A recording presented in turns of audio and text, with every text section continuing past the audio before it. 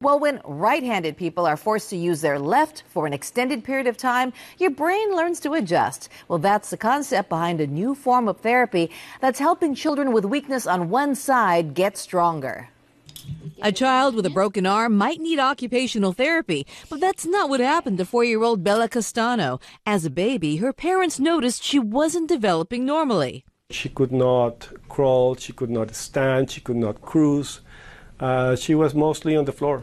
Doctors discovered Bella suffered a stroke-like event in utero. In the first trimester of gestation, something went wrong and with her brain, and it was injured. Her left side was weak. At age 3, she started constrained-induced therapy. It involves putting her good arm in a cast 24 hours a day, 3 weeks straight. The goal is to rewire the brain.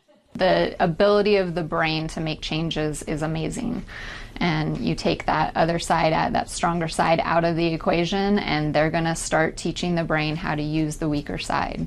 Research into this therapy started with adult stroke patients. At the Glendale Adventist Play to Learn Center, therapist Carrie West says she's seen significant improvement in many kids with one-sided weakness due to cerebral palsy and other causes. She credits the program's success not just to the cast, but to the continued therapy parents are taught to do at home. Learning how to crawl symmetrically was a big deal for Bella, and since her parents have built her this therapeutic playground at home, complete with monkey bars, she has ample opportunity to continue working on her left side.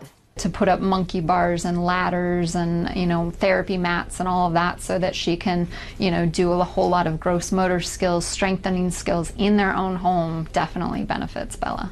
Today, Bella can navigate monkey bars, run, swim, and pick up and sort multiple tiny items. Her parents say everything they learned with cast therapy helped her get here. She will go into kindergarten completely normal.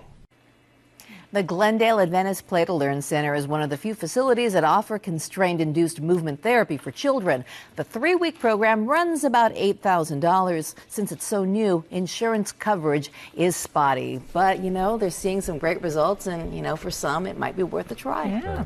All right,